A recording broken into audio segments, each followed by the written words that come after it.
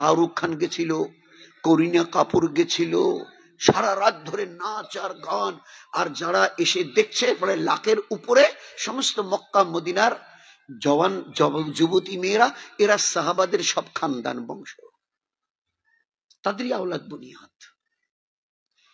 মক্কার কাছে একটা নিউ সিটি হচ্ছে, নিউ সিটি আমেরিকাকে ফেল করে দেবে, ইউরোপকে ফেল করে দেবে, তার ডিজাইন, তার নকশা। মদের দোকানের পারমিশন দিয়ে দিয়েছে মক্কায় মদিনায়। খালি একটা কথা বলেছে যে এগুলো বিদেশি মেহমানদের জন্য আমরা খুলছি।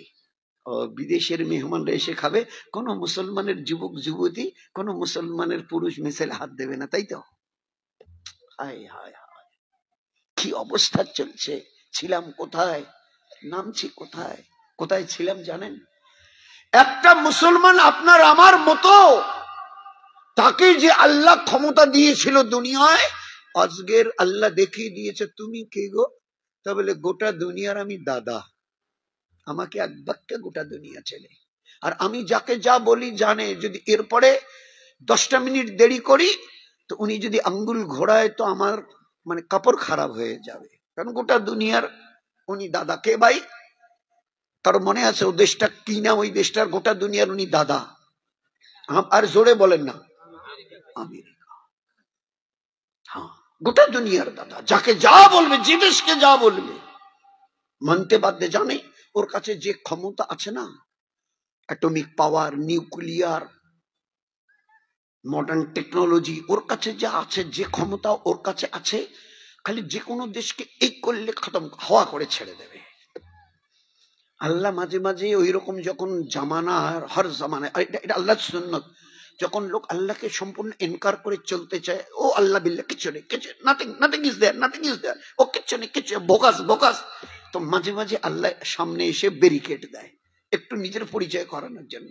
তো ইনি গোটা দুনিয়ার দাদা, তো আল্লাহ সামান্য একটু পরীক্ষা ফেলেছে, সামান্য, কোটি ভাগ, 100 ভাগ না, কোটি ভাগের 1 ভাগ। তুমি না গোটা দুনিয়ার দাদা, একটু যদি আঙ্গুল হেলাও তো হেলাও তো গোটা দুনিয়া যেদিকে হেলাবে ওই দিকে সবাই মুখ করবে। তা তোমার দেশে লস অ্যাঞ্জেলস, ক্যালিফোর্নিয়া আজকের কদিন হলো? তা বলে তারপরে 18, 20, 22 দিন হলো। তো কি আগুন নিভে গেছে? বললে না না না। তো নিভাতে পারছো তো? তো করলে ধারে কাছে যেতে পারছি না, নিভাবো কি? আর ওই লস অ্যাঞ্জেলস আর ক্যালিফোর্নিয়ায় গোটা দেশের যারা সবচেয়ে নামি দামি গুণী জ্ঞানী লোক, হিরো হিরোইন এবং মানে একটা ডিরেক্টর, যা বড় বড়রা, বড় বড় মন্ত্রী মন্ত্রীরা সব ওই লস অ্যাঞ্জেলস আর ক্যালিফোর্নিয়ায়। এগুলোকে বাড়ি বলা চলে না, রাজপ্রাসাদ। আর 17-18 দিন ধরে দাউ দাউ করে জ্বলছে। ও দুনিয়ার দাদা, কিছু করার থাকে তো, নিজের দেশ জ্বলছে, গোটা দুনিয়াকে কাঁপাচ্ছ, একটু খালি যদি করো তো গোটা দুনিয়া কেঁপে ওঠে। নিজের দেশ জ্বলছে, কিছু করতে পারছো না।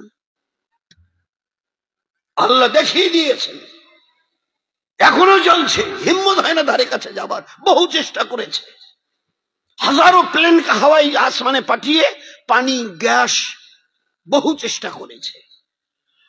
আগুনের তেজ, হাওয়া 120-30 কিলোমিটার স্পিডে যাচ্ছে, কি করবে? কিচ্ছু করতে পারছে না। ফেল ফেল বোকা পাগলা যেরকম দাঁড়িয়ে দেখে, ওইভাবে হাঁ করে দাঁড়িয়ে দেখছে, কিচ্ছু করার ক্ষমতা নেই।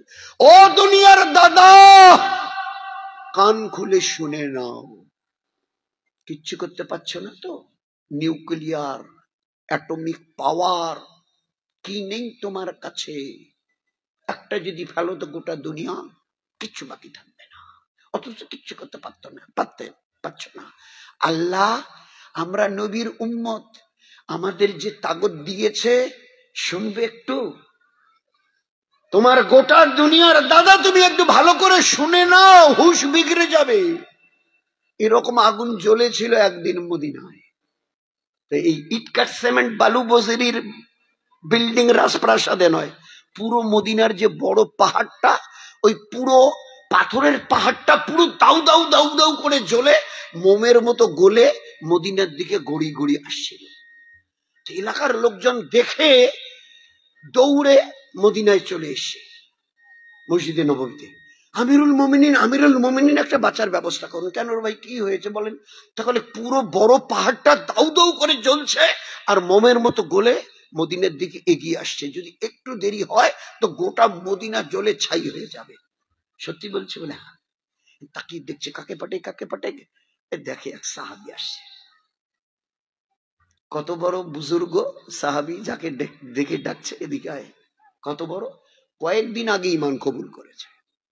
এ সৈয়দনা আবু বকর, হযরত উমর, ওসমান, আলী, জুবায়ের, তালা, এরা নয়, কয়েকদিন আগে ইমান কবুল করে, একদম নতুন ইমানদার আসছে। ও ভাই তামিম দারি রাদিয়াল্লাহু তাআলা আনহু, নামটা কি সাহাবীর বলেন, নামটা তামিম দারি রাদিয়াল্লাহু আনহু। ভাই তামিম দারি, কেন কি হয়েছে আমিরুল মুমিনিন? বলে কি বলছে শোনো। কিচ্ছা শুনলো। তা বলে তুমি একটু গিয়ে দেখো তো, একটা ব্যবস্থা করো তো। মাঝখানে কিছু কথা আমি রাখলাম, রাত হচ্ছে, ঠান্ডা। উনি যাবেন নাই, উমর রাদিয়াল্লাহু তাআলা ছাড়বেন না, বলছে কসম দিয়ে বলছে, আল্লাহর কসম। এখন কি করে চলে গেছে। ভাই চলো তো দেখি দেখি। দেখে পুরো আগুনের পাহাড়টা এ মাথা থেকে ওই মাথা দাউ দাউ করে জ্বলে মোমের মতো গলে গলে চলে আসে। একা ঈমানওয়ালা একজন হুজুরের উম্মত একদম গিয়ে সামনে দাঁড়িয়েছে। এ দাঁড়া দাঁড়া, পিছা, এ পিছা, এ পিছা, আরো পিছা, আরো পিছা, এ পিছা। যত ইনি হাঁকায় আর তত আগুনের পাহাড় জ্বলে জ্বলে হাতির সুরের মতো এইভাবে পেঁচিয়ে পেঁচিয়ে পেছনের দিকে যায়। এই করতে করতে খোদার কসম পাহাড়ের যে জায়গা থেকে বেরিয়ে এসেছিল ওই জায়গায় চলে গেছে। ইনি বলছেন আরো পিছা, আরো পিছা। তো এই হাতির সুরটা যেভাবে পেঁচানো ওইভাবে আগুনের পাহাড়টা জ্বলছে আর পিছনে আসছে, পেঁচিয়ে পেঁচিয়ে পেঁচিয়ে। তো যেখান থেকে বেরিয়ে এসেছিল ওই জায়গায় পৌঁছে গেছে, আগুন নিভে গেছে। বলছে শোনে, একটা কথা খালি শুনে নেয়।